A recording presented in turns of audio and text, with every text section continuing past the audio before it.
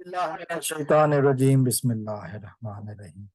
आज 12 जून और सोमवार का दिन, और मैं जिस मौजू पे आज बात कर रहा हूँ वो यकीनन गैबी इमदाद इसे कहते हैं। ये है इमरान खान साहब की गैबी इमदाद, जिस मौजू पर मुझे आज बात करनी है। इससे पहले कि मैं वीडियो शुरू करूँ, अगर आपने अभी तक मेरा चैनल सब्सक्राइब नहीं किया तो मेरे चैनल को सब्सक्राइब कर लें, ताकि हमारा आपका रिश्ता आने वाली वीडियोस में कायम रहे। तो मैं बात कर रहा था गैबी इमदाद की। दो चीजें हैं।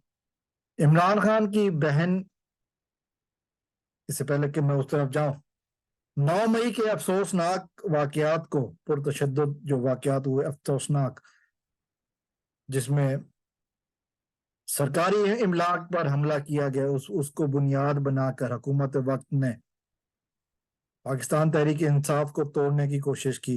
रहनुमाओं को तोड़ा गया। कारकुन तो खैर नहीं टूट सके, लेकिन रहनुमा जरूर टूट गए कुछ, और जो नहीं टूटे उनको तरह तरह से तंग किया गया। शीरी मजारी खुद कह के गई कि मुझे जेल में मेरी बेटी की तस्वीरें दिखाई गई, बेटी की वीडियो दिखाई गई। और मलिका बुखारी ने अब अपने 13 साल बेटे के हवाले से बात की। इसके अलावा और भी बहुत सारे रहनुमा सामने आए। अब इमरान खान पर दबाव डालने के लिए इमरान खान की बहनों के ऊपर केस करवाया गया जमीन हथियाने का। दुनिया का अजूबा, बहुत बड़ा अजूबा सामने आया जब इस केस की FIR सामने आई।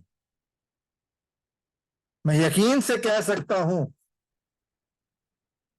कांपे टांग जाना से हटकर, बारिश आता है तो पानी आता है, जब ज्यादा बारिश आता है तो ज्यादा पानी आता है, उससे भी हटकर ये बातें सामने आई। ऐसी बात सामने आई, यकीन करें कि दुनिया को रियाजीदान थे ना, वो भी सर पकड़ कर बैठ जाएंगे अगर उनके सामने ये बात जाएगी। आज तक दुनिया की तारीख में 30 फरवरी कहीं नहीं है। दुनिया के किसी भी कैलेंडर को उठाकर देख लें, 30 फरवरी कहीं नहीं है। फरवरी में या 28 दिन होते हैं या 29, 30 फरवरी का कभी दिन नहीं हुआ। लेकिन हुकूमत वक्त चुके बुग़्ज़ इमरान में, बुग़्ज़ पाकिस्तानी अवाम में इतना गिर चुकी है कि उस डेट पर ऑफिशियल डॉक्यूमेंट्स, FIR ऑफिशियल पर डेट जो है ना, वो 30 फरवरी 2022 डाली गई। इससे बढ़कर क्या हो सकता है?